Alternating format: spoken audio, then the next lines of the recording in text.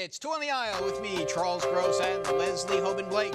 Tonight, reviews of Anne, Hands on a Hardbody, and Talley's Folly. Ladies and gentlemen, welcome to Two on the Aisle. Good evening, Leslie. Good evening, Charles. Nice to see you. Nice to see you. Well, it is a busy time on Broadway. Wow. Everybody's getting in for the end of the season. Absolutely. They want to make the drama desks and the Tonys, so we've been very busy. So we'll get right to it. And we'll talk about a very interesting biographical one-woman show about a prominent governor of California. And I'll take it from here. Okay, very good. The show is called Anne, and the show stars Holland Taylor, who most of you probably know from 2.5 Men. Some people might know her from a famous flop called Moose Murders, which is synonymous with the word flop. And her show is anything but a flop. However, it's also not a terrific success. The problem is, for me, the surprise and the problem are that Miss Taylor wrote the play based on anecdotes and research that she did, and it's a 2-hour show in the humongous Vivian Beaumont Theatre, as opposed to a small, intimate theater where she could sit on the edge of the stage and tell stories. And as such, for me, this play doesn't make it. It's a very talky, beautiful set, but it's not a success. However, it is also being extended until June, which shows you how much I know. But it's also a cheap show to put on. So I think that Lincoln Center is doing very well with this. It's a one-person show, and after the set and whatnot is paid a celebrity name. And it's a celebrity name. They're doing fine, and Miss Taylor has a huge following. And I can see what attracted her. The governor of Texas, Ann Richards, was a flamboyant lady who served only one term. She was beaten by, guess who? George W. Bush. George W. Bush, believe it or not. And so the charismatic quality of this character obviously attracted her. But she really needed a dramaturg. She needed somebody to tap her on those padded shoulders that she's wearing and say, you know what, Miss Taylor, enough. It's enough time. Well, wasn't there a director? There is a director whose name I have never heard before and whose credits are all from out of town. And his name is Benjamin Ensley Klein. Essentially, I actually did like this show. I like the first part of it, where she's giving a speech in a university, and it's very anecdotal, and you really get who the governor is. A lot of it is then a day in the life of a governor. She's in her office, basically trying to run Texas, which isn't the most exciting thing, but she does try to make it exciting. There's this one wonderful scene where she's talking to her staff, and the 4th of July is coming. And she noticed she hasn't been booked for any parades. And she talks to her staff, "Oh, you think I'd like to spend the day with my family? Well, I'm the governor. Find me a parade." Yeah, and each one of those is a separate anecdote. But there is no arc to this. It's not like there's an arc to the story. It isn't something momentous happens and then, I mean, she loses to George W. Bush. Well, that's not an, actually, I'm sorry, that isn't the play. But it's not momentous. Do you know what I'm saying? It's it's there and we sort of know it. And and I mean, that set is gigantic. It's the entire set of the Vivian Beaumont. Which I frankly things are bigger in Texas. Yes, they are, and things are bigger on Broadway too. And this is technically a Broadway show. Now, before we go any further, we have some scenes. Okay. So let's take a look at Anne. And you probably also don't know that the father of our country was born in Texas. And when he was just a slip of a boy, he took his little hatchet, he walked out into the backyard and chopped down the family mesquite tree. And when his father walked out into the yard and saw the only shade for 50 miles lying dead on the ground, he called him out and he says, "George, did you cut down this mesquite tree?" And George says, "Well, yes, I cannot tell a lie. I took my little hatchet and I cut the tree down." And his father said, "Well, son, we are going to have to move to Virginia." And George says, "Oh, Father, do we have to move because I shamed the family by cutting down the little tree?" And his father says, "No, son. It's because if you can't tell a lie, you ain't going to amount to anything in Texas." I'll tell you what, though, if I got turned out over my concealed weapons veto, then I say so be it. And sayonara. More guns in people's pockets meant more people dead. There was no compromise to be had. Now, I told them that could consider a law that let guys carry guns hanging from a chain around their neck. Because that way we could say, look out, he's got a gun. And the idea of women carrying guns around for protection. Give me a break, Gladys. There isn't a woman in Texas could find a gun in her purse.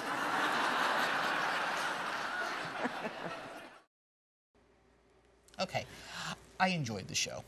I admit it did have its flaws, and sometimes watching the governor at work isn't necessarily the most exciting. What I did like about the show, as opposed to when we saw Forever Dusty, was she focused in on a certain aspect of the governor's life and tried to fill in a little detail. Forever Dusty was a start-to-finish life story, so it was very hard to focus or develop. Here, she has given us a good developed character. She obviously knows and loves her subject, and honestly, I've never really seen much of the former governor from California, so I can't say if it's a spot-on accurate. Texas, not California. To be Texas. If it's a spot-on impersonation, but it felt right. Right, it felt right. And she's a good actress. She's a good, and she can fill that stage. And I agree with you about everything you've just said. She can fill the stage. This play can't fill the stage. That's the problem. And I think most of the reviews said that. They said, she's wonderful. It's a pity she doesn't have a real play to be in. And that's the problem. And again, if it were 90 minutes in a smaller theater and it were a little more personal, I think I might have been a little happier. I liked each individual anecdote, but when you put them all together, it was like, oh, another anecdote. You know, and that's where You would have liked a little more biography, a little more story? I don't know. You know, I'm not sure what I would like. You know, it's like, tell me the story, and I'll tell you whether I like it and that kind of thing. I mean, it's like we're never satisfied. As you said with Dusty, we complained because it was too biographical. So it covered too many aspects of her life. But I mean, now I'm saying that this doesn't cover any, really, except little individual it gives spots. us some. I think again, to me, I think the first part is the best where she's giving this speech. Well, and it shows her in all her outrageous, I shouldn't say outrageous, in all her bigger-than-life glory. Yeah. And to an extent in The Office, too, but again, it was interesting to watch the day in the life, but a day in the life is not overly exciting. I'll tell you something interesting. As a former actor, that actors are taught in different schools of thought are that every actor should have a one-person show to do. And the idea is when you're studying, I've done it. Pick your subject. Is it going to be personal? Is it going to be a biography? Is it going to be? Do you want to tell? Do you want to be like Alan Cummings and do your one-man Scottish play? Macbeth, yes. We're not in the dressing room. It's okay. Okay, it's a theater, but right. okay. But we're you know critics. What I'm we're already critics. Right, it's okay. Right, I know. But you know what I'm saying? The idea is that everybody has one or should have one. Right. Now, is this the right one? Comes down to it. She's physically perfect. She seems to be vocally right on key. It's whether the story is, enough. And because she wrote it, and I think it takes great courage to sit down, and she's not a writer, to do what she did. I think she did an admirable job when it came down, but she needed a dramaturg. And what is your final? I'd give it I'd separate it out. I'd give her performance a 4.5, but I'd give the show a 3. All right. I think I would nudge it to 3, maybe 3.5 on that. I think I liked it a little better than you did. Okay. Moving on to a show that apparently not too many people have liked, because by the time you see this broadcast, it most likely will have closed. Yeah. And that is Hands on a Hardbody. Here we go. Okay. Yes. Thank you. There we go. Now, Hands on a Hardbody is a musical. Doug Wright did the book. Amanda Green, daughter of Adolph and Phyllis Newman. Not Betty Combe. Not Betty Combe. Didn't know. And Trey Anastasio did the score. She did the lyrics, and together they did the music. They did the music, and it, I think, aspires to be in many ways a chorus line or a Putnam County spelling bee, whereas you have a lot of individuals, and they're in a competition. In this case, for a truck, and at times comes off kind of like a reality show. I think. What I like about the show is it's a very clean show, in that the score doesn't sound overly amplified, and I heard that was on purpose by the writers, and I admire them, because so often I have so much trouble hearing the music or hearing the orchestra. A few years ago, everyone was worried that the producers were going to switch to tape music. And I absolutely would have hated that, but honestly, I think most cases you can't tell the difference because it's so the shows are so amplified. Here, you at least have a much cleaner sound. Now, the plot of this show is very simple. There are a bunch of 10 people who are trying to win a car. How do you win the car? You keep your hands on it longer than anybody else. Now, that makes the staging a little tricky because how do you dance with your hands on a car? And they basically solve that problem by using the same justification that someone who is all of a sudden breaking into song would be. And during their numbers, people can take their hands off the car. And there are many different characters there. Keith Carradine plays one of them. Hunter Foster plays another. You have and most of them have hard luck stories. One was injured on the job. Several have lost their jobs. One is just trying to go for a better job. You know, there are a couple who are unemployed. One is a very religious woman. And they are different types. Well, you just said the key word. They are types. Yes. And that's the problem. That not one of them is real, except maybe the character, the religious character, played by Kiala Settle. I've never seen this lovely lady before. She's kind of a pudgy. I don't know. I'm trying to find a nice word for the fact that she's kind of stout. Maybe we'll call her that. Okay. And she has a voice that rocks the rafters. And she sings religious songs. And she's there to win the truck so that her out-of-work husband, and everybody's got these sob stories. They're all sob stories except Keith Carradine, whose story is not such a sob story. Well, it's less of a sob story. He was hurt and he had to leave his job. Yeah, but they also don't make it sound as if they're going to run out of money. Or they're not, and it's a truck, not a car. You know, that's true. It is a nice red truck that has as much presence as anybody else on the stage. I hate to say it. And it's based on a documentary. And it's not for lack of good actors. No, You've got some talented people. people. It's based on here. a documentary, so it really happened. It is a reality show. When you said that, it is a reality show. And the problem is that we're New Yorkers, and we're sitting in the theater. We're dressed, you know, we don't dress up anymore to go to the theater, but we're not wearing furs. But we're dressed up, you know, we're in the theater, and we're looking at these poor slobs on the stage with their hands on a truck, sweating under the sun, singing songs, and I didn't believe a word of it. Nobody moved me, except, as I say, this one woman, Kiala Settle, and her talent moved me. I was disappointed in Keith Carradine. He seemed to be playing the character he played in Nashville, only older. You know, this is what might have happened to the guy in Nashville. No kung fu, though. No, but no, not. It's true. I mean, I was such a fan of him in Nashville, and he sings. He sounds the same, and it's the same kind of music. Right. You know, it sounds like the song that he wrote. They're very. The songs are the best part of it, and they're not hummable or singable. You don't really walk out singing. No, they are hummable and they are singable. They may not. Maybe they're not memorable, or maybe you need to hear them once or twice before you do. Good point. It struck me if I had to describe this play in one word, I would say a nice, pleasant experience. That's 3 words. Okay. Well, all right. I would say pleasant. Okay. Okay. Yes, that's and that was what it was. I came there. I had a nice time. I was neither overwhelmed nor underwhelmed.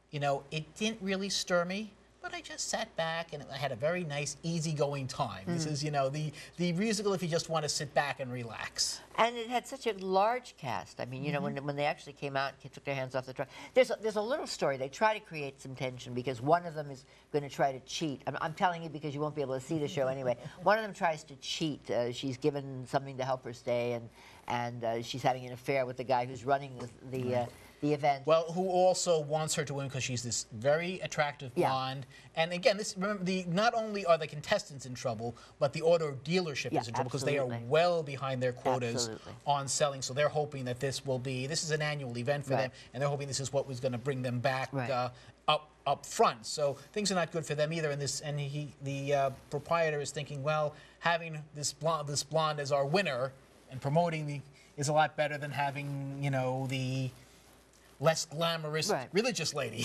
Right, but you know, it doesn't really matter. We're politically correct today. I know. Well, the director is Neil Pepe, who's worked with the Atlantic Theatre Company extensively, and I believe is their artistic director.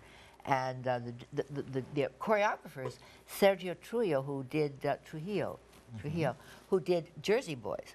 So, you know, it's got extremely good credentials in that area as well. There is no set to speak of. It's the truck.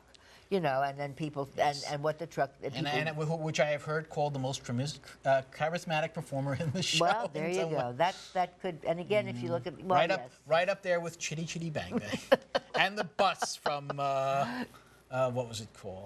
Yes, Priscilla, Queen of the right? Desert. Excuse me, I knew you were coming up with that. Right. Okay. Had it been a BMW, would you have found it more interesting? No, Because you I were wouldn't. mentioning the whole New Yorker. Had it been a bunch of stockbrokers and out of work, no. I that's what I wanted to say. I don't think it would be any more interesting. It's simply a series of sob stories, and so whoever's sobbing, you know. But the thing is that there wasn't enough difference. You knew somebody was going to. You knew that this one was going to have this story. When you looked at them, you went, "Oh, he's the Vietnam vet, isn't he? Oh, this is the guy who lost his wife." You know, you could just sort of tell. Actually, he was, I think, one of the Gulf Wars. Oh, you're right. Vet. Yes. Vet was. Well, I think Keith Carradine had been a Vietnam vet in the story. I think because he may. related to the other guy. So I think. And then, of course, you have Hunter Foster as someone who had won the former contest, one of the previous contests, and he's a real mean guy. Yeah, Hunter Foster played a character who was supposed to be interesting, but unfortunately he was a one-note character. He was, I'm a mean guy, and I'm mean, and I'm a mean guy. You know, I mean, enough of that. That goes on. Amanda Green is very interesting. She had been a cabaret performer for some time. She writes extremely funny satires or satirical Well, she did songs. I forget what, the cheerleading musical. Bring It On. Bring It On, which my daughter loved. Yeah. I thought it was so-so. She thought it was fabulous. But I know that Amanda went down to Nashville and really was trying her hand at that kind of music. So she found this play in which to put it. And I will say that I did think that the lyrics were really great. They really told a story. I just didn't find it a story I was particularly interested in. What I think it's nice is that a Broadway lyricist can have 2 shows in 2 years. That's very rare, and she has done that. Absolutely. There are several writers who are having several shows. I'm doing an article on that, and I find that very interesting. And where would we find your articles, Leslie? Well, what? Oh, wow.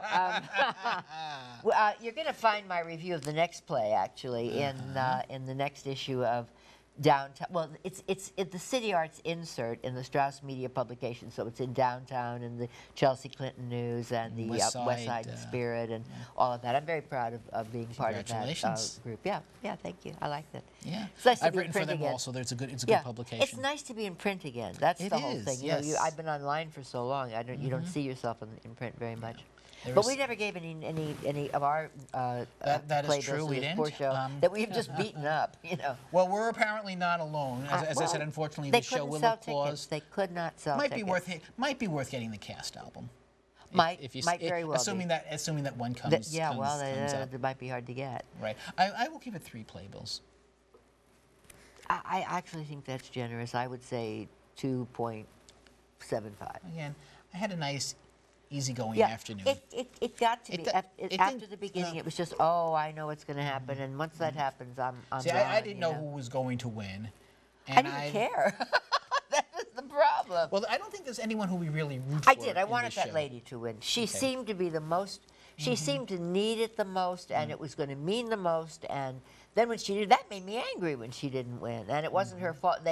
She became aroused in her fervor, and she took her hand off to praise the Lord, and she lost. And I'm like, oh, come on, you know. You have to understand that these contestants, they're sitting there, and they're going without sleep for like 6 days. They get like a 15-minute break every 6 hours. So. It's like those old dance contests in the Depression. Which, interestingly, was also the subject of a Broadway musical, Steel Pier. Yes, it was. With Christian Chenoweth. Yes, it was. And a movie, Deborah Monk. of course, and a movie called Marathon 33, which was based on June Havoc, Havoc life. Right. So who was Gypsy Rose Lee's sister? Okay. Yes.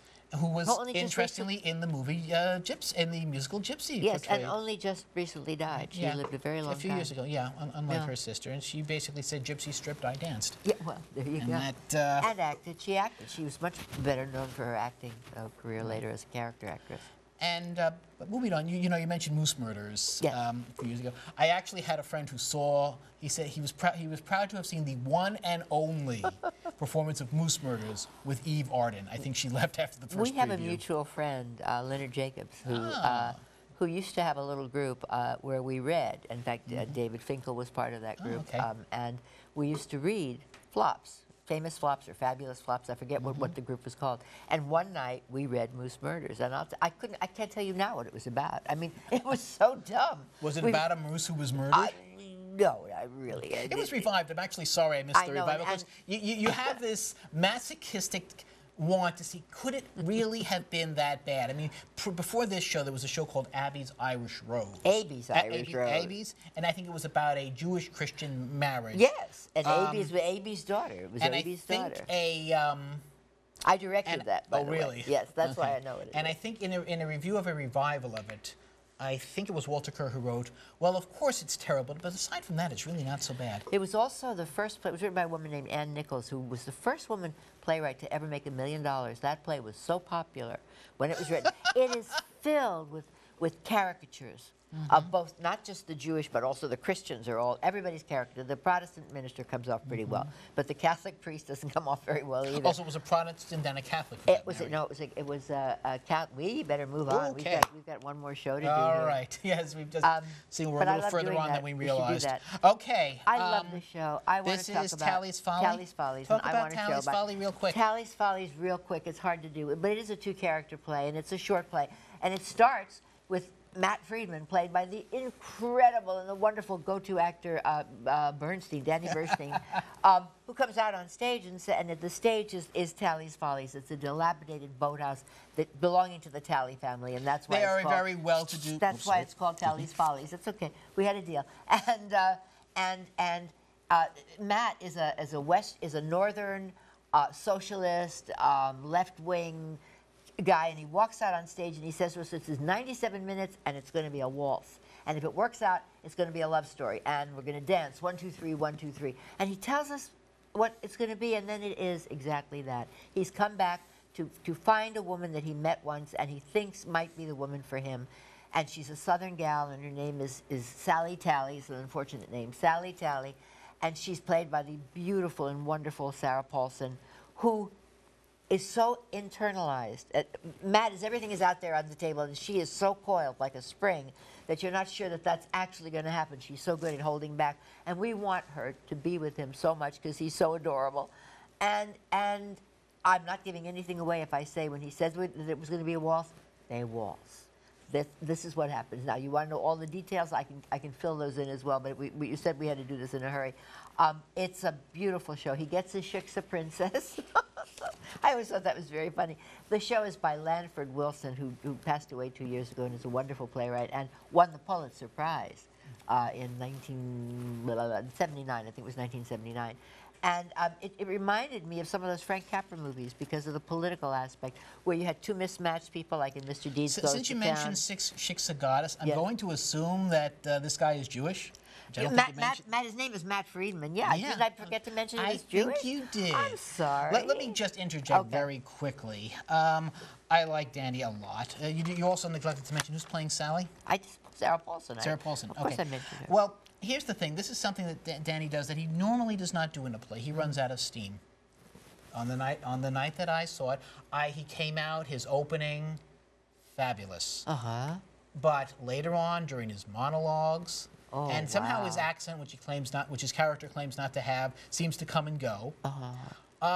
Just seemed he seemed to be slowing down. Maybe I caught him on a bad night. Maybe. But when she was going, I wasn't expecting much from, I'm sorry, Sarah Paulson. From Sarah Paulson. But she turned out to be the steady one and the one who attracted my attention all evening. I should, point out this is a revival of Lanford Wilson play. Judd Hirsch was actually in the original. Yes.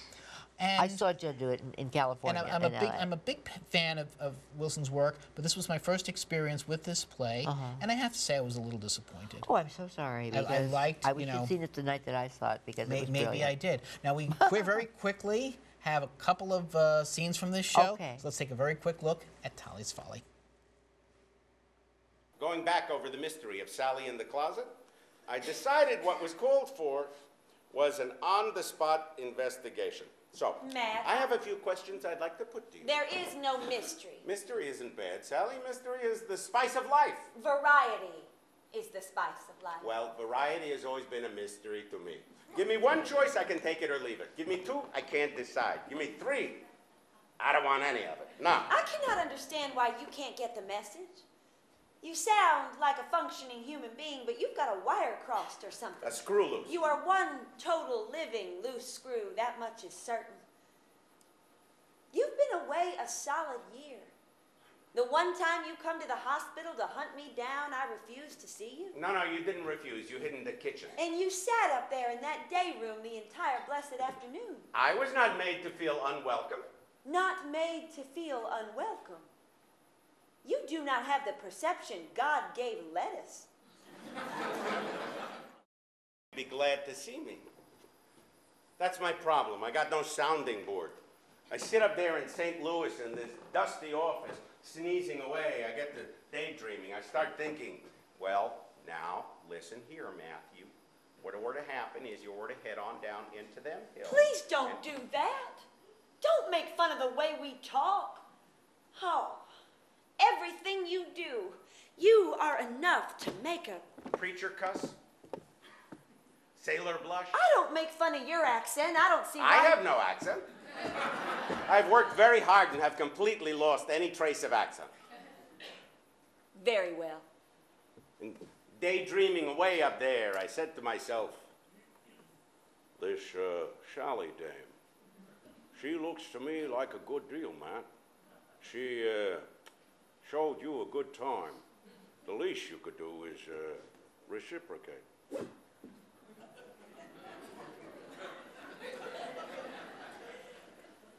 That's supposed to be someone, I guess. That isn't you. What do you mean, someone? You don't know Humphrey Bogart? Okay. We're a little pressed for time, so I'm just going to say I wanted to like it. I've been wanting to see this play for many years. I'm a big Lanford Wilson fan, especially of his latter work, but I would only give this about 2.5 labels. Oh, well, then I'm going to have to give it a 4.75 to make up for that. Okay. I just had such a wonderful evening. It was 97 minutes of unadulterated joy for me, truly. And Danny did not run out of steam the night I saw, so I hope the poor baby wasn't sick that night. Well, if he was sick, he wasn't showing it, but he hit it well. He just, maybe he was fatigued. I don't know. But, you know, this is an actor who I've seen in so many things, and I've loved him in every one of them. So a couple of Tonys, you expect Drama Desk yes, Awards, and married to Rebecca Luther. Thank you. Yeah. I love it when we do that. Ask him; he will say Kitty Carlisle Hart. One of these days, we'll have to find out why. But that is what he said when David Lefkowitz interviewed him. Oh, really? All right, and that is our show for the evening. When you go to the theater, look for Leslie and me, us too. On the aisle. On the aisle.